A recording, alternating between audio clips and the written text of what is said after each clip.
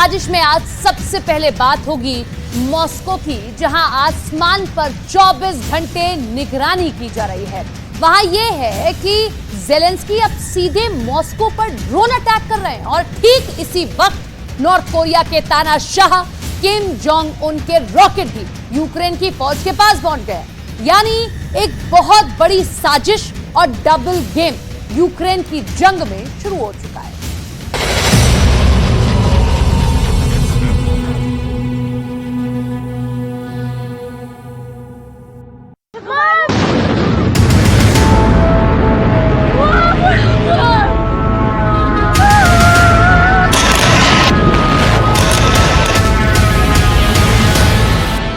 पूरे मॉस्को में हड़कंप मच गया है।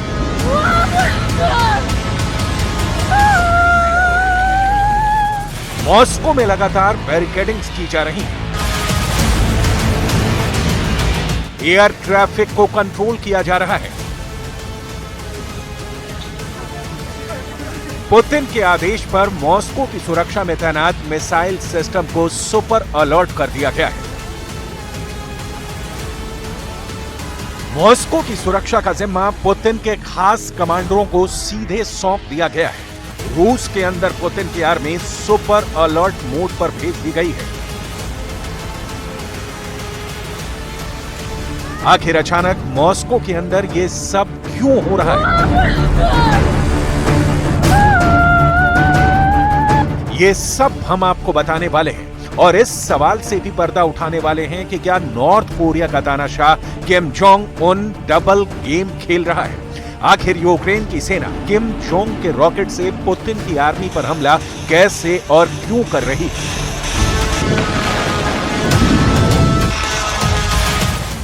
साथ ही इस सवाल का जवाब भी हम तलाशने जा रहे हैं कि आखिर पुतिन रूस से बाहर निकलने से क्यों घबरा रहे हैं? क्या ज़ेलेंस्की ने ही पुतिन को रूस में कैद कर दिया है? इन सब सवालों का जवाब देने वाले हैं। लेकिन सबसे पहले बात करेंगे मॉस्को की, जहां पर इस वक्त हड़कंप मचा हुआ है। रूस की राजधानी मॉस्को में एक बड़ा ड्रोन हमला हुआ है। एक साथ कई ड्रोन्स के हमले से मॉस्को में हड़कंप मच गया है। रूस की सेना ने बहुत जबरदस्त जवाबी कार्रवाई की है, जिसमें कई ड्रोन्स को मार गिराया गया है। ड्रोन के हमले के बाद पुतिन के कैंप में खलबली मच गई है। क्रेमलिन को सुपर अलर्ट मोड में डाल दिया गया है। मॉस्को में एयर ट्रैफिक रोक दिया गया है। मॉस्को के आसमान में किसी भी हवाई जहाज के उड़ने पर प्रतिबंध लगा दिया गया है। इस हमले में मॉस्को की 2 इमारतों को नुकसान पहुंचा है। सवाल यह है कि आखिर ज़ेलेंस्की मॉस्को पर ही हमला क्यों कर रहे हैं? दरअसल पुतिन से ज़ेलेंस्की कीव का बदला ले रहे हैं। यूक्रेन के युद्ध को 500 से ज्यादा दिन बीत चुके हैं और इतने दिन में यानी पूरे यूक्रेन युद्ध के शुरू होने के बाद से अब तक 200 से ज्यादा हमले सीधे यूक्रेन की राजधानी कीव पर हो चुके हैं। इसीलिए कीव का बदला लेने के लिए ज़ेलेंस्की सीधे रूस की राजधानी मॉस्को पर ड्रोन से अटैक कर रहे हैं। मॉस्को पर हुए ताजा हमलों के बाद रूस की राजधानी मॉस्को के मेयर सर्गेई सोबयानिन ने बताया है कि यूक्रेन ने ड्रोन से हमला रात के वक्त किया था, जिसमें 2 ऑफिशियल बिल्डिंग्स को नुकसान पहुंचा है, लेकिन कोई घायल नहीं हुआ है। Ночью около 3:43 я прям просыпаюсь от лютого грома. Я подумала, может гром, может молния. Смотрю, нет ни дождя, ничего. И я понимаю, что у меня собака забилась от страха под диван. ये पहली बार नहीं है जब ज़ेलेंस्की ने मॉस्को पर ड्रोन हमला किया है। अब ज़ेलेंस्की लगातार ड्रोन हमलों को अंजाम दे रहे हैं। 2 दिन पहले भी यूक्रेन के ड्रोन ने मॉस्को पर हमला करने की कोशिश की थी, जिसे रूस की सेना ने नाकाम कर दिया था। रूस के रक्षा मंत्रालय ने बयान जारी किया है कि उसने यूक्रेन के मानव रहित वाहन को रूस के एयर डिफेंस से सफलतापूर्वक नष्ट कर दिया है, जिसमें कोई हताहत नहीं हुआ है और न ही किसी को नुकसान पहुंचा है।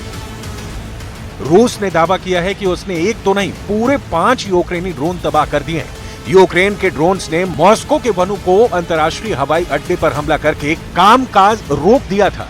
Attack is the best defence. इसी पॉलिसी पर चलते हुए अब ज़ेलेंस्की को लगता है कि जब तक मॉस्को पर हमला नहीं होगा, पुतिन युद्ध बंद नहीं करेंगे। दूसरी तरफ कुछ एक्सपर्ट्स ये भी दावे कर रहे हैं कि पुतिन जानबूझकर ज़ेलेंस्की को हमले करने का मौका दे रहे हैं, क्योंकि अगर मॉस्को पर ज़ेलेंस्की हमला करेंगे तो इससे पुतिन को लाभ ये होगा कि रूस के अंदर यूक्रेन के खिलाफ गुस्सा भड़केगा।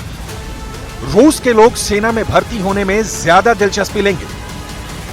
रूस के अंदर राष्ट्रवाद बढ़ेगा। पुतिन की सत्ता रूस में और मजबूत होगी।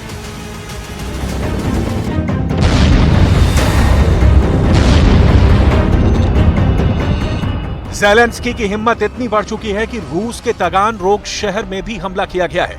यह हमला यूक्रेन ने S-200 मिसाइल से किया था, जिसमें कई इमारतों को नुकसान पहुंचा था। यूक्रेन के सैनिक जंग में नॉर्थ कोरिया के रॉकेट्स का इस्तेमाल करते नजर आए हैं। फाइनेंशियल टाइम्स की रिपोर्ट के मुताबिक यूक्रेन के रक्षा मंत्रालय ने बताया है कि ये रॉकेट उन्होंने रूसी सैनिकों से अपने कब्जे में लिए हैं। यूक्रेन के बखमूत शहर के पास सेना नॉर्थ कोरिया के हथियारों का इस्तेमाल करती नजर आई है। अमेरिका लगातार तानाशाह किम पर रूस को समुद्र के रास्ते हथियार सप्लाई करने का आरोप लगाता रहा है। दोनों देशों ने लगातार अमेरिका के दावों को खारिज किया है। हालांकि तानाशाह किम ने लगातार यूक्रेन पर रूस के हमलों को जायज ठहराया है। 27 जुलाई को नॉर्थ कोरिया की विक्ट्री डे परेड में रूसी रक्षा मंत्री सर्गेई शोइगु बतौर चीफ गेस्ट शामिल हुए थे। तब उन्होंने नॉर्थ कोरिया के डिफेंस एग्जीबिशन में बैलिस्टिक मिसाइलें भी देखी थी। लेकिन सवाल यह है कि क्या सबसे खतरनाक गेम नॉर्थ कोरिया का तानाशाह किम जोंग उन कर रहा है? दरअसल खबर यह है कि यूक्रेन के सैनिक जंग में नॉर्थ कोरिया के रॉकेट्स का इस्तेमाल करते नजर आए हैं।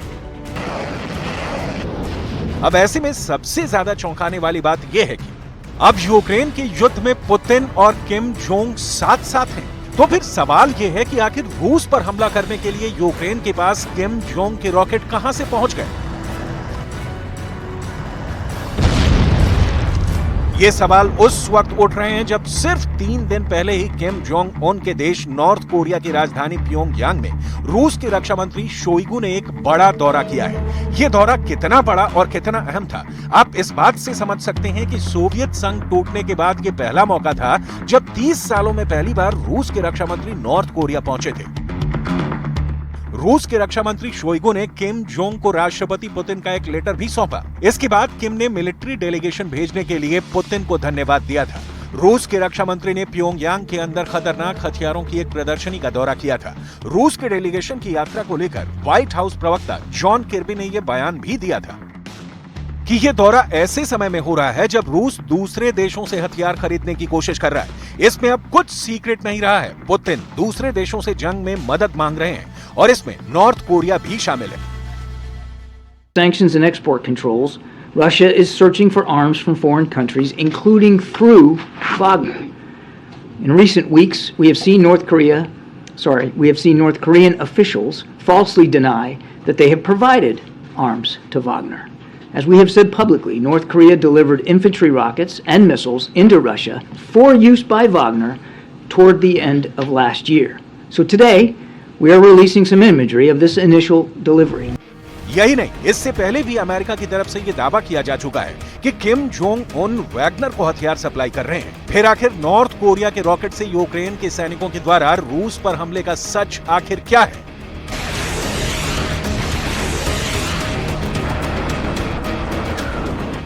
दरअसल यूक्रेन के रक्षा मंत्रालय ने बताया है कि यूक्रेन के बखमूत शहर के पास यूक्रेन की सेना ने नॉर्थ कोरिया के हथियारों का इस्तेमाल किया है और ये रॉकेट यूक्रेन के सैनिकों ने रूस के सैनिकों को हराकर अपने कब्जे में लिए हैं।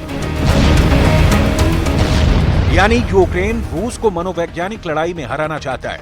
वहीं रूस के राष्ट्रपति पुतिन ब्रिक्स देशों के सम्मेलन में शामिल होने के लिए दक्षिण अफ्रीका नहीं जा रहे हैं। पुतिन ने इसे लेकर कहा कि इस वक्त उनका रूस में रहना ज्यादा जरूरी है। पुतिन वीडियो लिंक के माध्यम से ब्रिक्स देशों के सम्मेलन में शामिल होंगे और रूस के विदेश मंत्री सर्गेई लावरोव सम्मेलन में शामिल होने के लिए दक्षिण अफ्रीका जाएंगे। दरअसल पुतिन के खिलाफ अंतर्राष्ट्रीय अपराध अदालत ने गिरफ्तारी वारंट जारी किया हुआ है। पुतिन पर यूक्रेन में युद्ध अपराध करने, गैर कानूनी तरीके से बच्चों को विस्थापित करने और लोगों के गैर कानूनी पलायन के आरोप में गिरफ्तारी वारंट जारी किया गया है। ऐसे में रूस के छोड़ने के बाद पुतिन पर गिरफ्तारी का खतरा मंडरा रहा है। दक्षिण अफ्रीका पर भी पुतिन की गिरफ्तारी का अंतर्राष्ट्रीय दबाव है। यानी ये कहा जा सकता है कि ज़ेलेंस्की ने अपनी कूटनीति से पुतिन को मॉस्को में ही कैद कर दिया है। वहीं रूस से युद्ध के बीच में ही यूक्रेन को अमेरिका की सहायता मिलना लगातार जारी है। बाइडेन प्रशासन ने यूक्रेन के लिए करीब 3200 करोड़ रुपए की अतिरिक्त सैन्य सहायता भेजने का भी ऐलान किया है।